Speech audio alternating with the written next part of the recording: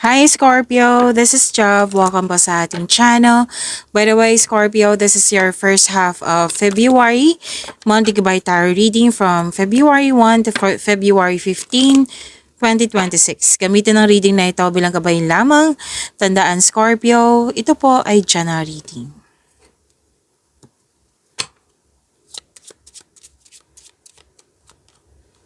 Angel number 1818. Sabi po dito, successful manifestation of your abundance is near. Wow! Malapit na. Higher levels of optimism are needed as new abundant beginnings are on the horizon. Brighter days always come after the darkest of nights. To attract more blessings, let us say the power affirmation. Let us say, everything is in perfect order as I enter into this next chapter of my journey and connect to the abundance that is near. So sinabi ng inyong angel number 1818 dito na nasa horizon na yung abundance, successful manifestation. Okay, na kailangan mo lang i-maintain yung positive thoughts, pagiging optimism para ma-achieve mo ito. Okay? Angel number 1818, optimism. This is a powerful message na yun nga, abundance, success, may positive change na kailangan mong hindi lang sa pag-maintain to ng positive thoughts, pwede din na yung panatalihin na bagaging masipag, i-maintain nyo po yan. Kasi nakita ko dito your hard work is paying off. Okay? It will lead you to financial or personal prosperity. Sinabi po ng inyong angel 1818 dito. This is financial abundance ha. Oo. This angel number 1818. So be confident. Oo. Be confident and this is new beginnings. This is galingan mo. Galingan mo sa mga ginagawa mo. Okay? Trust your inner strength and move forward towards your goal with confidence. Siyempre may kasamang clear intention. This is angel number 1818.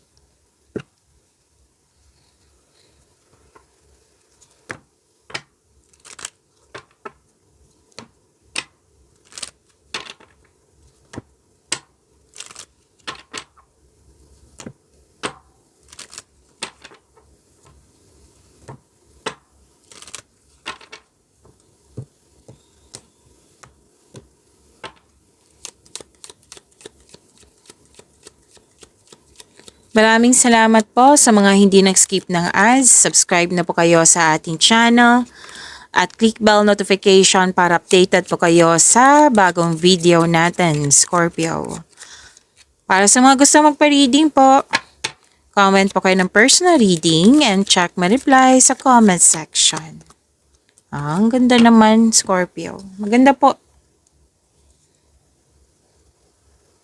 Success din to eh. Yan yung sabi ng angel number 1818 nyo. Success, may positive outcome. Dalawang card po mismo nagsabi. No, tatlong card pa pala nagsabi dito na happiness. Deserve mo to. Joy and happiness ang nakikita ko dito. Dahil natutuwa ka sa mga nangyari. Okay? So, andito na po yung success na sinasabi ng inyong angel number 1818. Prosperity is yours. Sinabi din dito po ha. At lumabas din siya dito sa inyong, di ba? Sinabi kanina sa angel number 1818 nyo. Ang ganda. May parating na malaking pera. Opo. Pwedeng transaction, pwedeng opportunity, project na makapagbigay sa ng malaking pera. So, prosperity is yours. Cash flow, transactions. Oh. Diba? Ang ganda nito. Tapos, may celebration. May celebration ako nakikita dito, Scorpio. Togetherness, bonding, meeting, reunion, special event, public event. Ano pa? Gathering. Yan. May gathering dito. May nakita nga ako fiesta dito.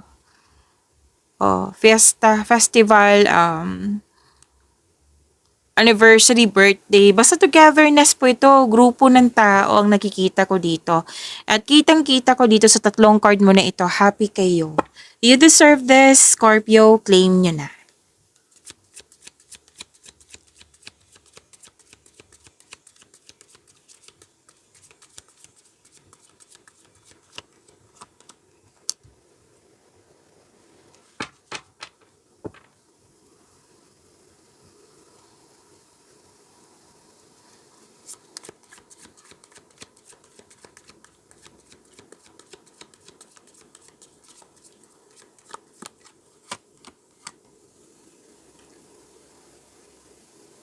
Okay, takpan lang natin ha kasi nakahubad. Hindi po siya pwede dito.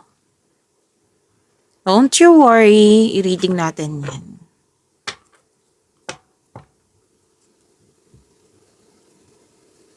This is your energy, Scorpio, ngayong first half of the month of February. February 1 to 15 po.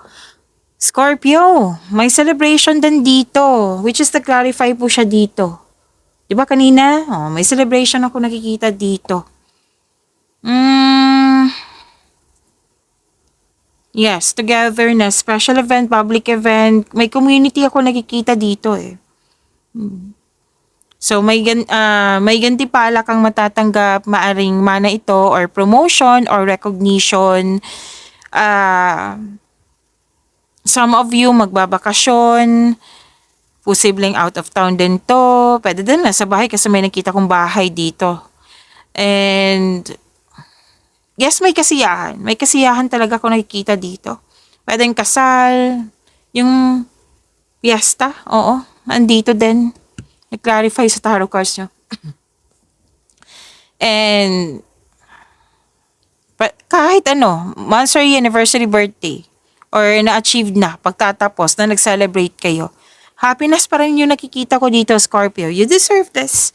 Scorpio, claim nyo po. Ang ilan sa inyo, sa mga relasyon to na handa ng magsama sa isang bubong. Tapos, some of you nag-celebrate kasi tapos na, pwedeng project to, basta tapos na. Tapos may nakita rin ako dito na magpapatayo ka ng bahay o magpapaayos ng bahay. Opo.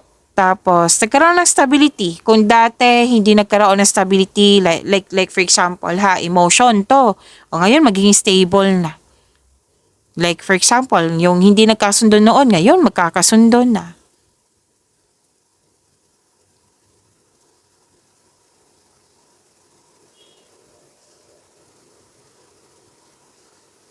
Okay. Scorpio, may nakita po ako ditong parang sumusobra. Like, nag-aabuso sa'yo.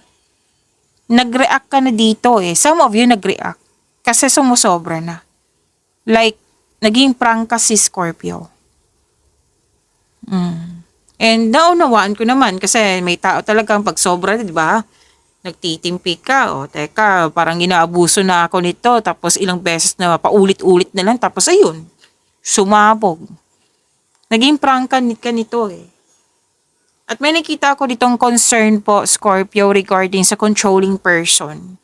Like, pwedeng hindi na siya nagre-respect sa'yo, hindi siya nagre-respect sa situation, kaya umalma ka. Yung, teka muna, hindi ka na nagbigay ng respect, parang hindi na siya, parang hindi tama na. Hindi tama na, kaya magre-react na ako. Yan. May nakita kong ganyan, Scorpio. Na, yung sinabihan mo siya, ito kasi yung, diba, usapan. Ito yung usapan. Ito yung way of kindness. Pero bakit ka naging abusado? Yan. May mga question ka na talagang kine-question mo na siya kung bakit siya naging ganun. Kung bakit siya naging controlling person, kung bakit siya naging toxic. Kasi may sumusobra na eh. Kumbaga, ilan sa inyo na sumabog na. Yan. Yan yung nakikita ko. Kasi may dito na toxicity, unhealthy na yung mga ginagawa. Ano pa? So, yan po. Yan po yung nakikita ko dito na naging prangka ka. So, kinonfront mo. Kasi you want, you want fair, you want balance, you want freedom, basta you want na maging balanse. Kasi hindi naging balanse na. Naging unfair na. Yan. So, most likely, kinonfront mo ito. Tapos, Scorpio, sinabi ka sa card nyo dito na may nag-overspend sa pera, may nag-overspend sa trabaho. Basta sobra na. Hindi lang sa pag-uugali, yung sinabi ko kanina, di ba? Sobra sa pag-uugali. Ngayon, may nakita rin ako dito sobra na sa trabaho, sobra sa paggasta. Now, pwedeng hindi ikaw to, na concern mo to sa ibang tao, pwede din ikaw po ito. So, sinabi ng card dito, kailangan maging balanse. Kasi, di ba, overspending, hindi yan nakakabuti. Oo, so, kailangan pag-usapan nyo yan kung concern mo to sa ibang tao. Kung ikaw man to, then kailangan maging balanse yan. Okay, so freedom, recovery, balance ay kailangan po. Yan ang advice ng card po.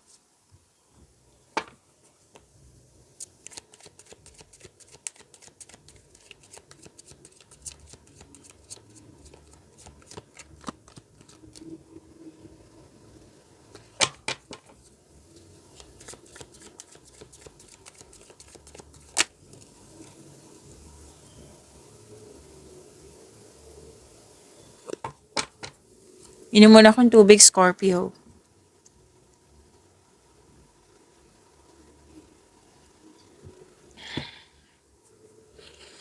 Sa career and money niyo po, Scorpio, oh, this is good.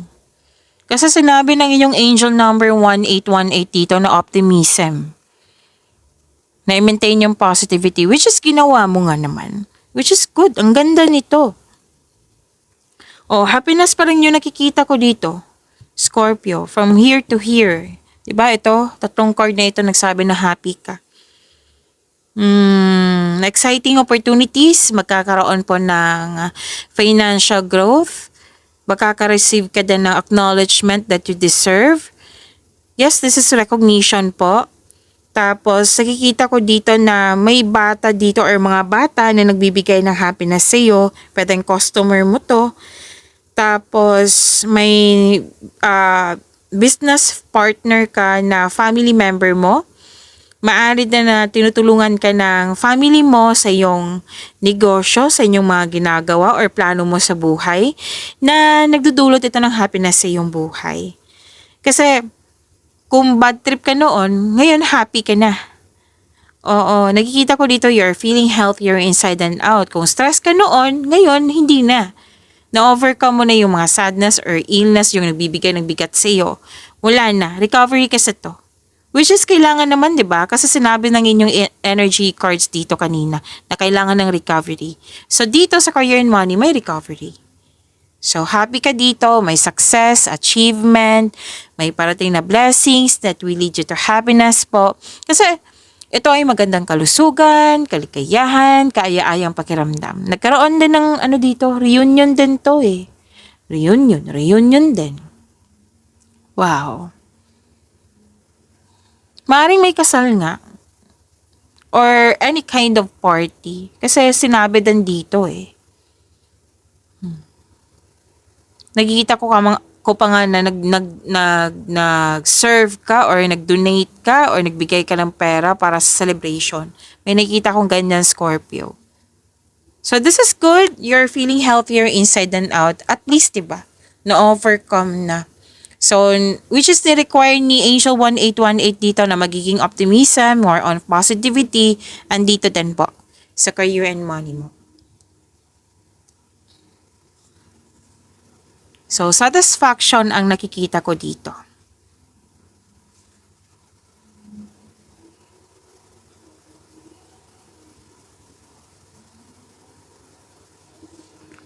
So, transformation, may mangyayaring, kasi this is transformation, changes, ending with new beginning. New beginning na kailangan talagang mangyari. Necessary change. Okay, may na tumiwalag ka, umiwas ka, nagput ka ng space kasi ayaw mo ng mga toxicity, yung mga unfair na tao, unfair treatment, yan, ayaw mo na. Tapos, pwede din mag-career change kayo or paglilipat ng work, paglilipat ng bahay, or paglilipat ng workplace, pwede. Pwede din lang ilan sa inyo may balak mag-negosyante, tapos may balak na stop para subukan yung ibang negosyo na naka-align sa passion mo. O, pwede din end of contract to. Sa kaperahan, kung ang tanong nyo sa kaperahan, dalawang card naman po nagsabi dito na makaka-receive ka ng malaking pera, which is sinabi naman dito kanina. Tandaan nyo? Yung prosperity. Yes, magkakaroon ng money matters will improve. So, hold tight, kapit lang po. Kasi growth ito eh. Growth po ang sinasabi dito.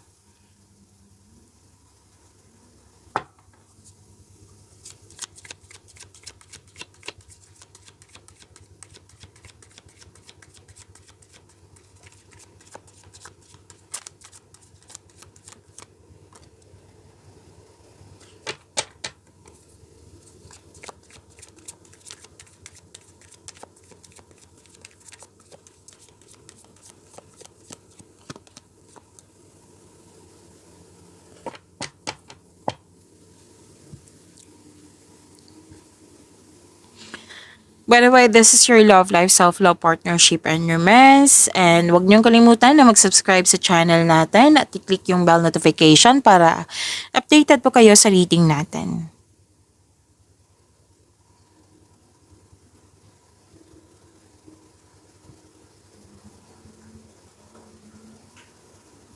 Okay. Scorpio, ano to eh? Love is blooming. May nakita nga ako ditong ready ka na, sa mga single dyan, ready na kayo sa bagong pag-ibig, sa mga relasyon. May nakita nga ako ditong magbuo na ng pamilya, pagsisimula ng pamilya, or may nakita rin ako ditong magdagdag anak. Oh, nag-uusap ka sa dito, dagdag anak. Very inspired. At may nag-uusap din dito na kailangan mag-abroad para mas malaki yung ipon. Yan.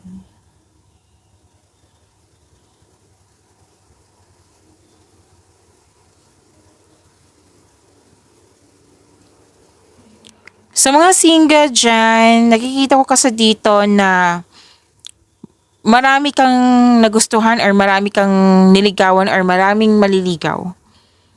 So, marami kang choices. Iniisip mo kasi dito kung sino yung right person para sa iyo. Na yung siyang tunay na may genuine love sa iyo. Kaya mag-ingat. Mag-ingat sa sobrang pag-iisip kasi baka ang ending nito malilito ka na. So, yan lang. So, don't hesitate too long. Mag-isipan ng mabuti pero kung if you think na nag-overthink na kayo, so stop muna. Oo, pag ipabukas mo na lang kung pwede, kung gusto mo. Sa mga relasyon sa buhay mag-asawa, mas piliin nyo po yung inner peace kaysa sakit ng ulo. Kasi may nakita kong temptation. Maraming case ng temptation. Okay? Maraming case ng temptation. Pwedeng sa bagay, pwedeng sa tao. So, better na mas piliin nyo po yung inner peace kaysa sakit ng ulo. Kasi, di ba? Temptation. Temptation or pumili kayo, temptation or inspiration. So, inspiration ang pipiliin nyo. Temptation, mahirap yan eh. Magkakos yan ng, it might be, kung tao to, third party na yan. Kasi, it might be, may nangligo sa'yo or na niligawan mo na committed ka, di ba? Pero din tong hindi ito about sa'yo, Scorpio. Pwedeng may malapit sa'yo na may kiniwento niya sa'yo regarding sa temptation, na concern ka sa kanya. Yan. So, mas piliin talaga yung, anong tawag dito? Yung inner peace kaysa sakit ng ulo. So, sinabi din dito na malakas kasi yung intuition mo. May malalaman kang sekreto or pwedeng sekretong nabulgar ito. Kung malapit to sa'yo, mag-uusap kayo nito. Kung hindi kayo malapit sa isa't isa, pwedeng hayaan mo lang to. At least aware ka na. aware ka sa mga tao or sa mga nangyari na hindi totoo sa iyo.